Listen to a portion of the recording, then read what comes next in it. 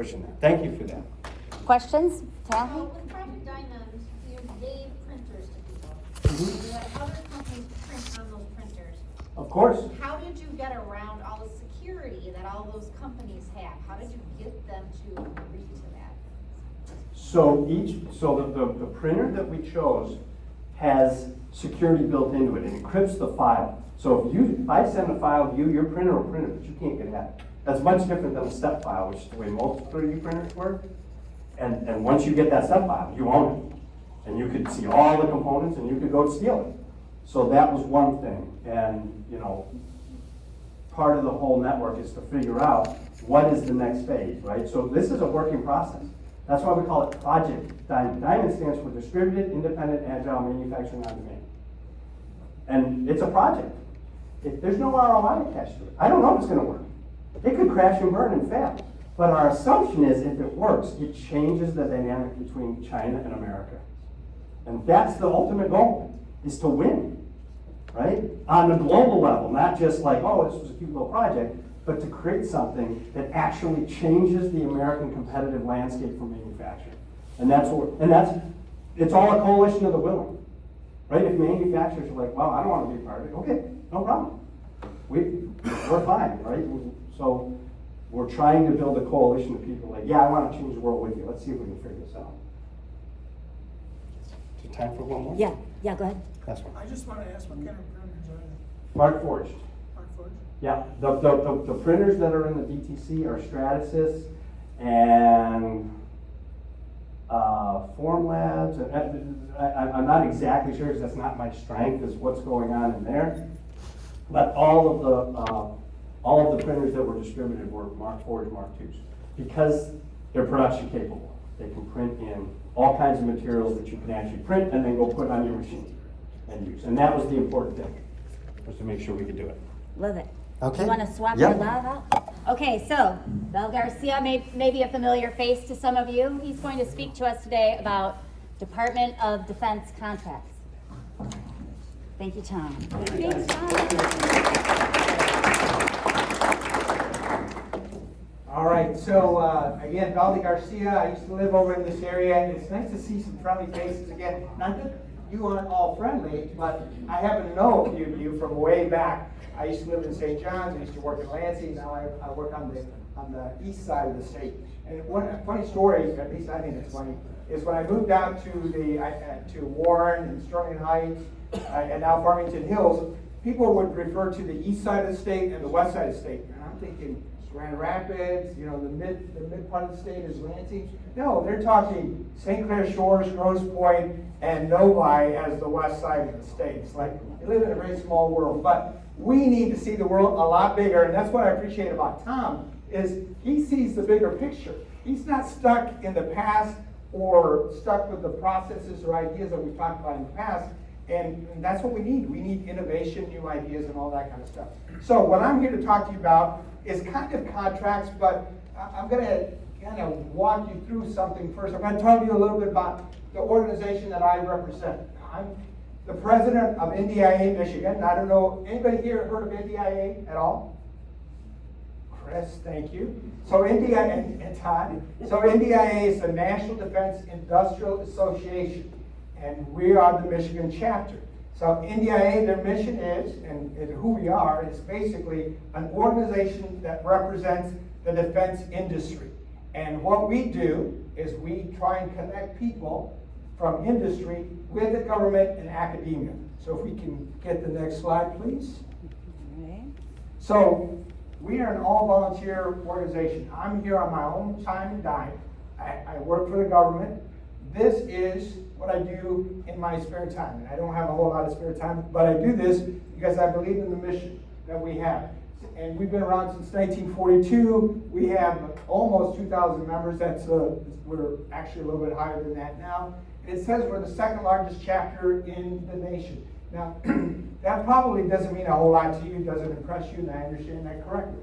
But the reason that's significant is because Michigan is not known for having military installations. You go to Texas, California, Georgia, the South, they all have lots of military bases, Air Force bases, Army bases, Navy, not in Michigan. We have the Detroit Arsenal, which is located in Warren, Michigan, 8,000 people, a few dozen military folks, and the rest of us are DA civilians, Department of the Army civilians, and contractors. But we have a community of folks who are very interested in supporting our military. And that's really what I want to talk about. So if we can have the next slide, please. So this is the national organization, and they have a lot more members than we have, but we are one of the most active chapters in the nation. But our job as NDIA is to help influence government policy so that it helps industry. We are the advocates to government for the defense industry. And there's a lot of us around, not just here in Michigan, but around the country. And you can see some of the strategic priorities. If you want a copy of these slides, you can have them later. I'm not going to go through each point because the mission is really to support the defense industry. And if we're going to have a strong military, if we're going to be able to stand up to China and the evolving threats that are out there right now, we need a strong military. But to have a strong military, you've got to have a strong economy. And that's where you come in. If I could have the next slide, please. So, that's who we are. What do we do? Well, as I mentioned before, our job, and we can have the next slide, please. Our job is to connect the defense industry with government, in this case, the Department of Defense. That can be the Air Force, the Navy, the Marine Corps, Space Force, the Coast Guard. We connect with them all to make sure that you can meet the needs of the military. And by you, I mean the manufacturers, the suppliers, the people that provide the services, whether they be software, they build something, they make something, they provide a service.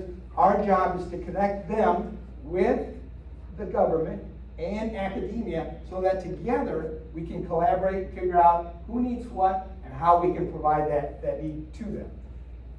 And that just says, I'm the president, and then the vice president, all that kind of stuff. But if we could have the next one. How do we do it? All right, next slide, please.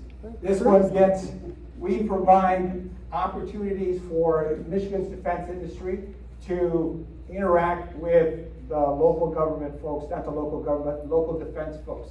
So all the folks that work at the Arsenal, the folks that work at Selfridge Air National Guard Base, the folks that work at Camp Grayling, we bring them together. How do we do that? Well, every organization puts out a newsletter, some kind of has a website, but we actually put on big events throughout the year that connect them all. We have two major ones. We have several of them, but our two major ones are MDEX, the Michigan Defense Expo, and GVSETS. And GVSETS stands for, the Ground Vehicle Systems and Engineering Technology Symposium. That's why we say GVSETS. Because to try and say the whole thing real quickly, you get tripped up. But GVSETS is a technology conference. MDEX is a business-to-business conference. We bring the government there. We bring people from all over the country here to Novi and also to Warren, to Macomb Community College. At MDEX, just about 2 weeks ago, we had 3,500 people. We had 200 exhibitors. We had all kinds of government folks there. The governor showed up. We had folks from Congress and from the state legislature who spoke to our folks, basically talking about this is what we need to do, is engage business, the defense industry, with the government. Primarily in our case, the Army and to some extent the Air Force, aerospace, but we're branching out into the Space Force as well. Because if you're a supplier, you can provide parts to any one of these organizations, DoD, because they need your help. And I'm going to talk about that a little bit later on. We let folks know what's going on in the defense industry. You heard some of that from Tom. We collaborate with a lot of folks, a lot of organizations, because we connect folks like Tom and the government with industry, and that's what I'm doing here. I happened to run into Todd, I think several months ago, and Todd and I used to work here in Lansing together many years ago, and I happened to run into it by accident somewhere, and I said, what are you doing these days? And he told me, and I said, well, I'm working in the defense industry, and we need people. And he says, well, I can provide you people. And he'd been actually doing that for a number of years, and the point is that the defense industry needs workforce. They need suppliers. They need manufacturers. They need software developers. We need all of that stuff to keep our military strong. If I could have the next, I see there STEM, science, technology, engineering, and math. We brought our efforts to Mid-Michigan last year. We provided some support to the Grand Ledge Public Schools and also the Mid-Michigan area by bringing an organization called Higher Orbits to teach young people about the opportunities that exist in getting into the aerospace and space industry. And what we want to do is we want to help get young people excited about the future, that there's all kinds of possibilities. I know that Michigan is known for automotive manufacturing, they're known for tourism, they're known for agriculture, but in reality, there are a ton of opportunities in science, math, manufacturing. There are tons of opportunities. And you all have children and grandchildren that, those opportunities exist out there. I have 4 grandkids that live in Lansing, and I want the very best for them. My oldest granddaughter wants to be a mission control specialist. So I am giving her everything I can to feed that interest so she can go out and live that opportunity. I grew up in a small town, Ovid. Anybody here Ovid? Yeah, all right, yeah, 1,500 people on a good day. All right, our economic development plan was to burn down a building so we could build another one.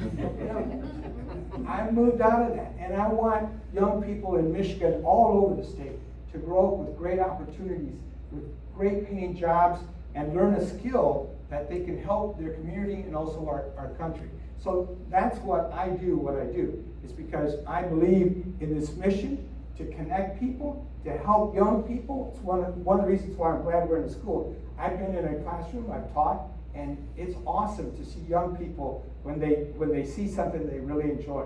And not everybody's the same, they don't all have the same interests.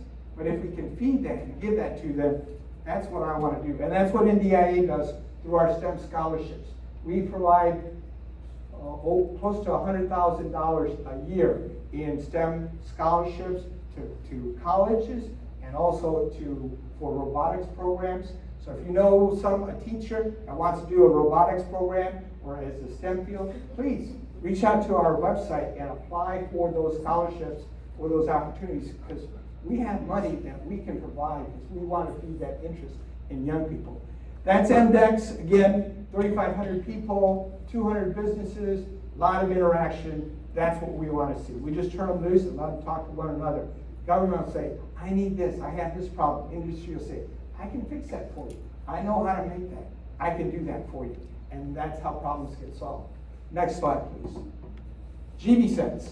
This is one of my favorites because you talk about innovation, technology, making new things so that our warfighter, the men and women who wear the uniform. Anybody here know someone who served in the military?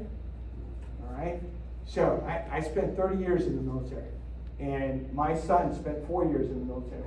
And it's all about making sure that man or woman who puts on that uniform, flies an airplane, takes care of it, or gets on a ship, or puts on a uniform, that they have the absolute best equipment and services they need so they can do their job and come home safely to their friends and family. Because we need them to do that. If you care about our future, if you care about our young people, Tom mentioned that threat is out there. I could tell you something about that as well, but that's not what we're here for. But my job as the president is to make sure that our industry connects with government so that our military has the best equipment possible. Because we want them to do their job effectively, but more importantly, to come home safe and sound. Next slide, please. And by the way, 2,400 people attend that, close to 200 exhibitors. That one, the MDEX is free to attend. GVSense is not. So if you are interested in any of those, I'd be happy to answer any questions afterwards and get you in there, especially if you want to try it out. If you're a small business, I understand there's costs about attending conferences. I can give you a few tricks of the trade to get you in, find out what's going on, and see if maybe this is for you. And again, why do we do that? If I could have the next slide. It's because we have a passion. If you haven't already discovered it, I really believe in what I do. This is my mission in life, to help connect people who have the solutions. I may not be the smartest guy in the room, I know that, but I know people who are smart and I can connect them and let them solve the problems that we have. Because again, we want our warfighters, our men and women in uniform, to have the best equipment and services so they can do their job and come home safely and keep our country safe. Next. Now, Why you? my question to you is why you? If I could have the next slide, please. Remember, I didn't come here to get you to join NDIA. That's not why I'm here. I'm here to tell you about what we do at NDIA. Why you? Because America needs you. We are short suppliers, manufacturers, skilled workforce. The Navy, we may have the Great Lakes around here, but we don't have the ocean. But the Navy is coming to Michigan because they need suppliers and a trained workforce to help them build submarines. Our nation needs submarines. Now, you may not know about why, but I can tell you, our nation needs submarines. And the Navy needs the people to put it together and to build them. And they're coming to Michigan, the middle of the country, to help find that workforce. So if you can do that, there's all kinds of opportunities for you to be a supplier. The Army needs you. I know that for a fact. The Navy needs you. The Air Force needs you. DOD needs you. We need companies that can provide parts and skilled workforce. Now, I'm not telling you to give up what you're doing right now. If you're an automotive manufacturer doing something else, diversify. Have your hand in different things. Not just automotive, not just something else, but try your hand at the defense industry as well. And I will tell you, it's not going to be easy to sell to the Department of Defense. I was once one of those business development guys in the defense industry, and trying to sell to the Army was a tough job. You had to smile a lot. You had to do a lot of handshaking. And I did a little bit of that in my prior life. Chris will know a little bit about that. But anything worthwhile is worth learning and doing it right. Learn how to do that. There are people like the Apex Accelerators that used to be the PTACs. See that guy over there in the light blue suit, Mark Ignash? He works for the Michigan Office of Defense and Aerospace Innovation. Used to be the Michigan Defense Center, and their job is to protect the defense industry that we have here in Michigan and to grow it, because our Department of Defense needs it. It's not going to be for everyone, so if this is not for you, I completely understand. But if you are interested in diversifying and you need some work, learn how to sell to the government, learn how to provide, make parts for them, because they need it. There are lots of parts on a tank, there are lots of parts on a truck, there are lots of parts on an aircraft and a Navy ship. So there's lots of opportunities, what I'm here to tell you. But again, I'm telling you all this because our country, our military needs suppliers and manufacturers. And you don't have to join NDIA to do all that. We can help you do that. So with that, I'm done. I'm open to any questions you have. And here's some of our folks, Women in Defense. You don't have to be a woman to be a part of that, I know, because I used to serve on the board. The Association of the United States Army, the Air Force Association's Apex Accelerators, I talked about that. The Defense Acquisition University, and the Michigan Office of Defense and Aerospace Innovation. Those are just some of the partners that we work with as well. So, Cindy, I think that's it. Any questions? Any questions? Yeah. Hi, I was curious, are you working with the Michigan Economic Development Corporation? I know they have a renewed focus on going and visiting some of our veteran bases in other communities to do a lot of what you're talking about with bringing manufacturing opportunities here connected to the military. So I was just curious what that looks like. So Mark there, the Office of Defense and Aerospace Innovation is part of MEDC. Okay. Mark sits on our board as an advisor to the NDIA Michigan board. Yes, make sure you get his business card. And you might remember back in the early 2000s when we had the Great Recession and we had a lot of people leaving the state. We had a war going on as well. So we created the Michigan Defense Center at the time. We called it something else at the time in 2006. And the reason for that is to give manufacturers and businesses an opportunity to diversify and provide them opportunity to support our military while keeping their doors open and keeping their people employed. We wanted people to be able to work and support their families and support our military. So that's what they do now. I'm a big believer in it. Actually, I was the one that conceived the idea many years ago. and I'm glad to see that they're still working at it. Other questions?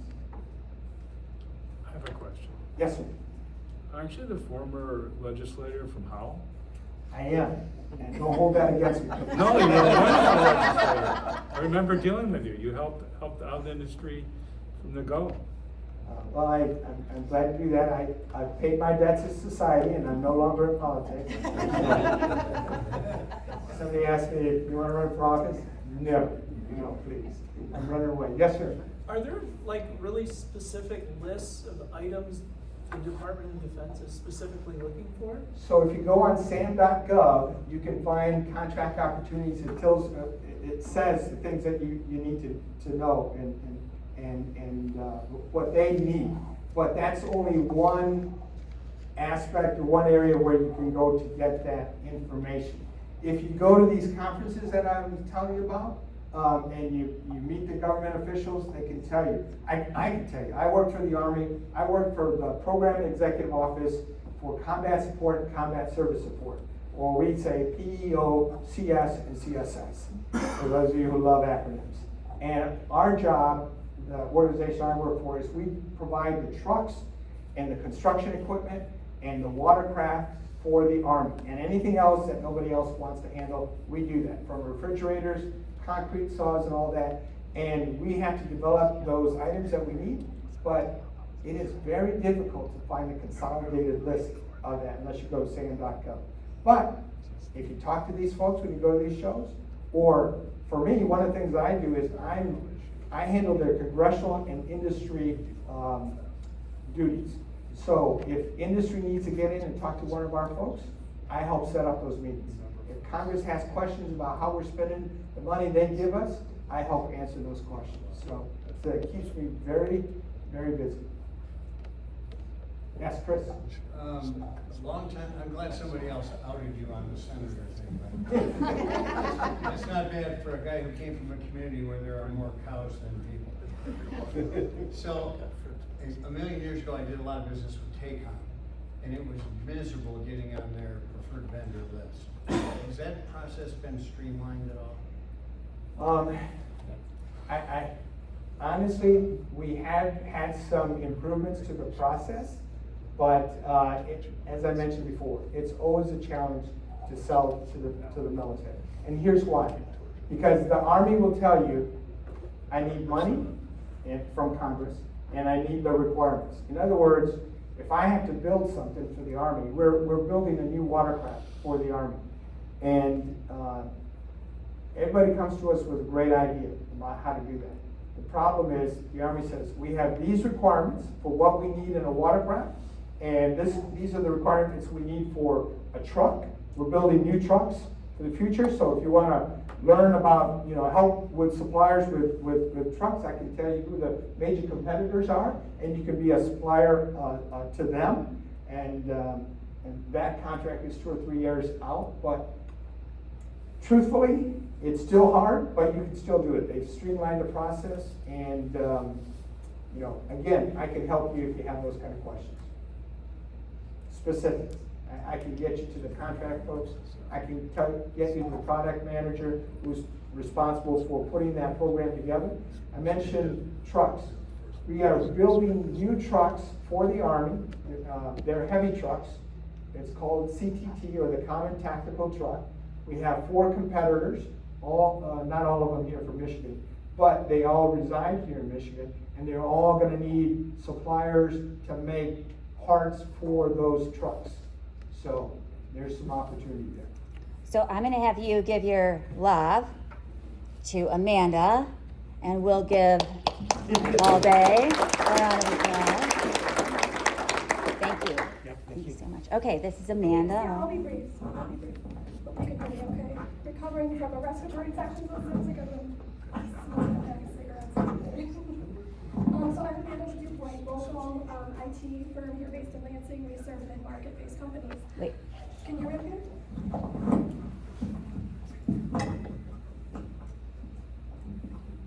Thank you. Oh, that's better.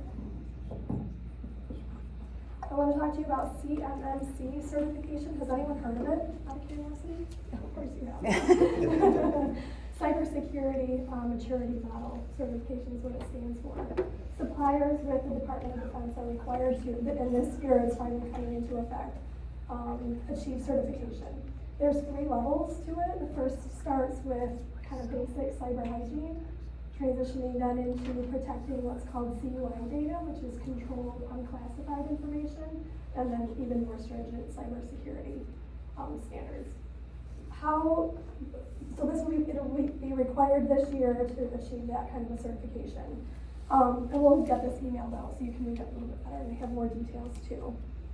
The first phase to go about it would really be to assess your environment against the standards. DuPoint is a registered practitioner organization and has registered practitioners that understand the standard and the methodologies to assess an environment and provide an output in the first phase of kind of a red, yellow, green against the standard where is your baseline, where are you at today. Those range from starting at about 1,500, depending on what certification level your organization might be applying for. From there, we have a second phase of then being able to remediate against, what your phase 1 report out shows. The Michigan Economic Development Corporation has a program right now, a cyber security smart program that will do a reimbursement of, I've seen a couple numbers floating around up to 22,000, some I've seen a little bit higher. You have to contribute a little bit towards it. You do have to have that report out from phase 1 to demonstrate where your gaps are, and that you're building out a remediation plan, and then that will then supplement that funding. So if this is something where you see your business is going to, or something you want to learn more about, I can connect you with our Chief Information Security Officer who leads our practice, supporting CMC. And that's all I had. Any questions or? So now we can have defense contracts and be secure with those contracts, right? All right. Anyone else? Do you have any thoughts? I know we haven't even.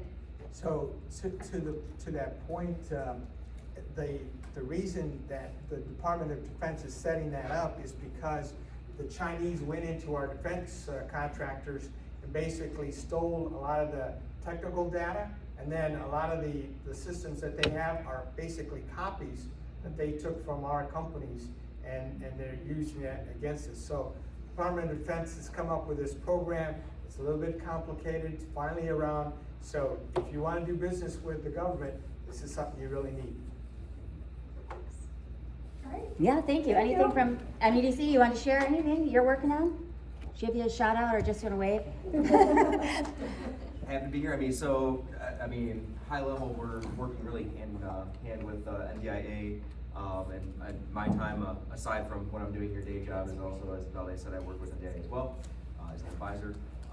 So the Cyber program we have another program for those that are trying to enter the defense marketplace and or diversify into other areas of defense in terms of different branches and so on. It's called the Proposal Writing Services Grant Program. So it's designed to help bring proposal writing services to you to help support you get into that initial contract or expand into another contract opportunity that you may not be familiar with. If not written contract proposals, it's something you don't learn really in school anywhere. And it's not creative writing. Some get creative and it doesn't help either. It takes a very specific kind of methodology, and Valdez knows plenty of that as well, in terms of what you have to do in terms of being competitive with proposals. So it's designed to help you do that as well. So trying to lower those barriers to entry. Other opportunities we have is we do have delegations that go to different events, both nationally and globally, for those that are trying to enter the domestic and international defense marketplace as well, to help you, again, lower the barrier to entry, get in market, and try to find a path of lesser resistance. As Valdez's point is, it's not going to be easy, but there are tools and resources that we can leverage as a state for you to help lower the barrier. So whether it's MMC or it's trying to figure out what SAM.gov is and what that means, or what different registrations are. The Apex is another solid partner that we help to resource to help you do it as well. So if you're brand new to this, I recommend starting your first stop is Apex. But you could also reach out to us and we can make sure we get those connections. But I don't want to take up more time as I'm off schedule here, but glad to be here and glad to support. So, as I always say, I hope that you stop and exchange business cards, meet someone new. Stacy and Lindy are in the back. if you have not been to Wilson Talent Center before, or if it's been a while, we're gonna do tours. So you'll get to see where the kids are hanging out, the next generation of manufacturing. So mix and mingle, thank you for being here. Look for your newsletter on Friday and your picture will be in it.